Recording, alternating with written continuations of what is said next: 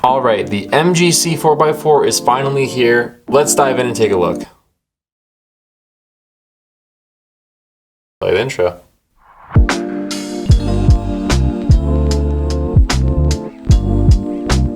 I last tried the MGC 4x4 when I was visiting YJ at their factory in China. At that point, it was a prototype development, but I remember thinking they reminded me a lot of the Valk 4. Let's go ahead and see how the final version compares. It's a little greasy out of the box, so I'm gonna go ahead and get that wiped off. Alright, much better. Let's go ahead and run through the specs. This cube comes in at 60 millimeters in size, 113 grams in weight, and it features a wider outer edge piece design, which is said to make the stability a lot better.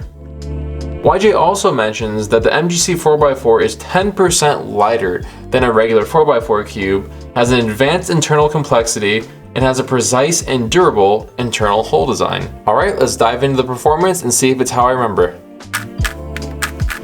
So my initial thoughts for the outer layers are that it is overall smooth and it has that slight scratchy feeling. Inner layers are even smoother than the outers, which I like. And once you really start turning, you learn how fast the outer layers are. Borderline uncontrollable if I'm being completely honest. I've always considered myself to be a pretty accurate turner. Now mind you that I don't practice quite as much as I used to, so I'm sure I'm a bit rusty to an extent, but I'm having a really hard time. I kind of feel like I'm fighting the MGC 4x4 to keep it where I want it. It's kind of a very flexible 4x4. Out of the packaging, it's pretty loose, as you can see, so that might be contributing to not only the speed but also kind of these weird lockups. I'm hesitant to say lockups, but kind of lockups that I'm encountering. The inners are a lot easier to control. I like the speed of them a lot. The magnets aren't really overly strong. They're very much on the moderate to light end of the spectrum. So I'm not really too sure though if I would even say that this needs stronger magnets, because I'm not convinced that it does. I think it's just a 4x4 that is really meant for those who are super accurate at turning and are comfortable with looser cubes.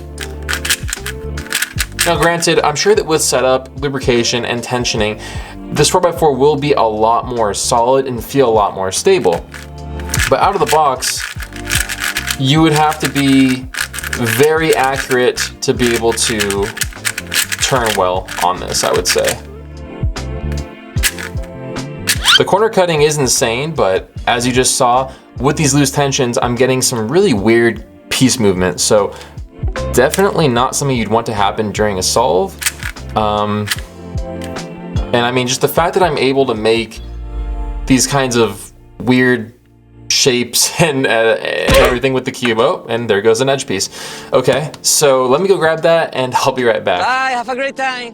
So what I'm gonna do to further test the MGC 4x4 is do a quick solve on it with the current setup. Then I'm gonna apply some lubricant and tensioning to this, which I normally don't do for these kinds of videos, but I'm super curious to see what I can do to control the turning of this and make it more stable. So I'll be right back.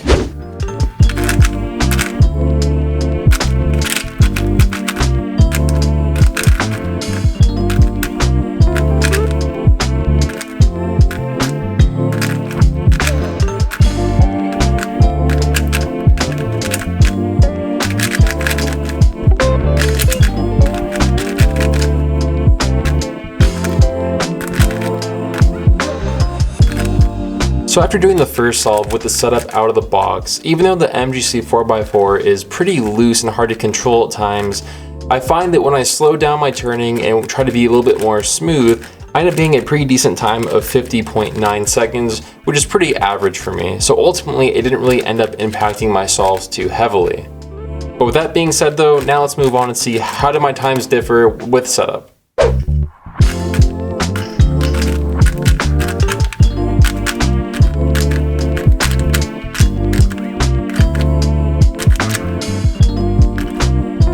So with the tensions tightened and some of our Martian lubricant added, I did really like the feel of the MGC 4x4 a lot more. It was a lot more stable, but the corner cutting was a lot more limited to more around that 1 piece mark, which I still do feel is enough for most speed cubers. With that being said, the lockups were still present, but they were different. Of course, the cube wasn't quite falling apart as it was on a looser setting, but rather it was just not really completing turns, more so on the inner layer, whereas the outer layer wasn't really much problem. I did get a parity on this solve, so the time was 7 seconds slower, which I'm sure is a contribution to just the scramble being different, but ultimately I did feel a lot more comfortable on the tighter settings, but got a faster time on the looser settings. So again, there's lots of variables like the scramble and the parity, but I'm not really too sure what to think at this point. So what are my final thoughts on the MGC 4x4? I'm not really too sure. I know this cube will be great for some cubers and not so great for others. I really do enjoy the turning feel as a really nice, smooth, comfortable feel. My only issue is really the lockups.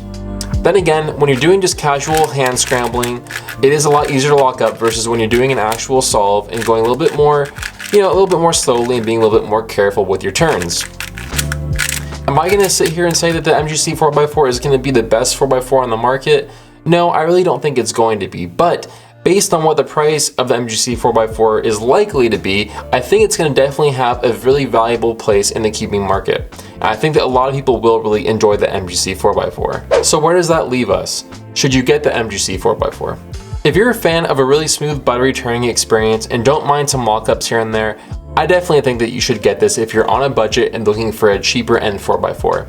If you have the money for something like an LSU-WRM or a Vogue 4, I would definitely recommend going with those two because they are just in a completely different category than the MGC 4x4 is meant to be. As soon as the MGC 4x4 is available, we will have a link in the video description down below. So let's hear your thoughts. What do you think of the MGC 4x4? Is it something that you'd be interested in? Is the potential lockup problem something that would deter you? What do you think? We want to know in the comment section down below. I hope you all enjoyed, and I will see you all in the next video.